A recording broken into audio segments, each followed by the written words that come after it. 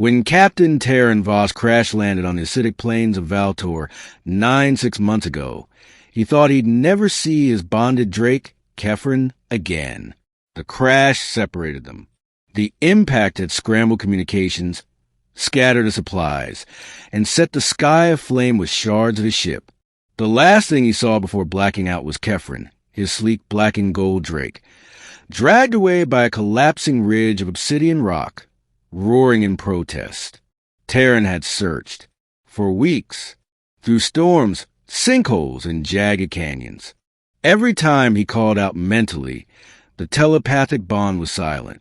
Kephren, whose thoughts used to brush his mind like a warm breeze, was simply gone. The rescue team found Terran eventually, but not Kephren. They told him to give up. Valtor 9 was a living nightmare. Acid rain, lava tides, predatory worms the size of speeders. No sane creature, not even a bonded dragon, could survive there alone. But Terran never gave up hope. 6 months later, aboard the Star Cruiser Resilience, he returned. Officially, it was just a maintenance flyby. Unofficially, he'd pulled every string he could, burned favors, called in debts, and rerouted a perfectly healthy ship just to glide over the coordinates of his last transmission. He sat at the helm, fingers trembling on the controls. Captain, his helmswoman Jorah, asked quietly, "This is sentimental, dangerous." Terran didn't answer. He was already looking out the viewport, scanning the cracked plains below. Then he saw it. Something small, still, perched on a jagged rock at the edge of a dried acid lake. Tail curled neatly around its body.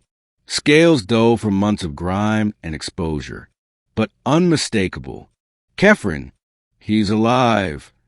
Terran choked, voice cracking. Jorah leaned forward. That's impossible. That beast hasn't moved. He's waiting. For what? Terran's voice dropped. For me. They couldn't land directly. The area was unstable. Steam vents, sulfur gas, tectonic tremors. A shuttle would take too long to prep, and Terran refused to wait another hour. So he did something no one expected. He descended the ship manually, hovering low, beacon lights flashing, gently circling the rock formation like a giant mother bird. And Kephren looked up, very slowly, his head tilted. Terran felt it, like a spark jumping across a broken wire.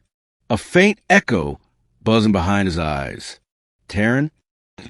It was weak, fuzzy, like a dream half-remembered, but it was Kephen's mind voice.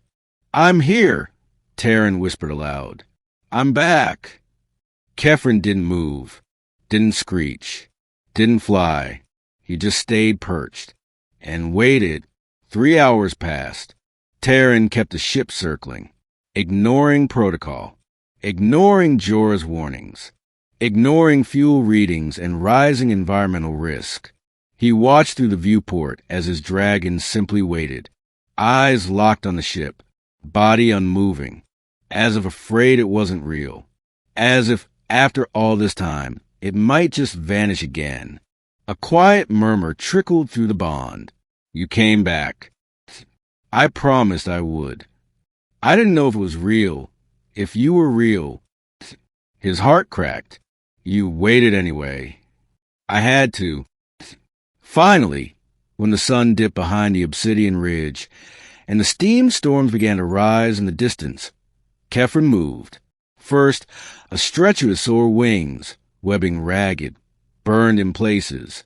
Then a slow, steady walk toward the beacon light. Not a fly, not a sprint, a walk, as if to say, "I waited. You can wait too." When the bay doors opened, Terran was there before anyone could stop him.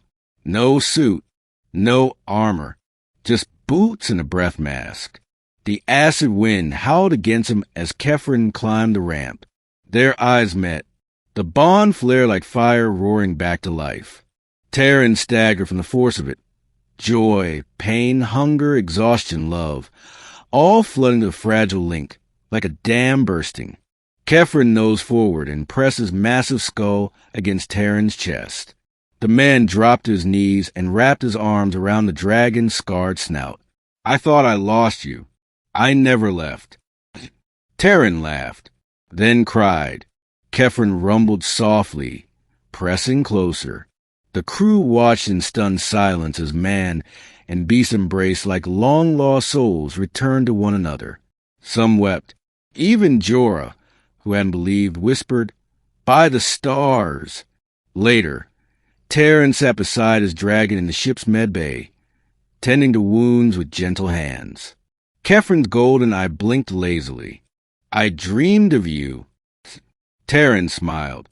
"I never stopped calling for you. I heard you, every day, even when it hurt. I thought I was broken." "You weren't," Terran whispered. "You were just waiting for me." They'd leave Valtor, 9 behind the next day. But the story of the lost Drake of Valtor, who recognized his master's ship and waited for 3 silent hours, would ripple across space stations and outposts for decades, not as a tale of survival, but of loyalty and the unbreakable bond between a man and his dragon.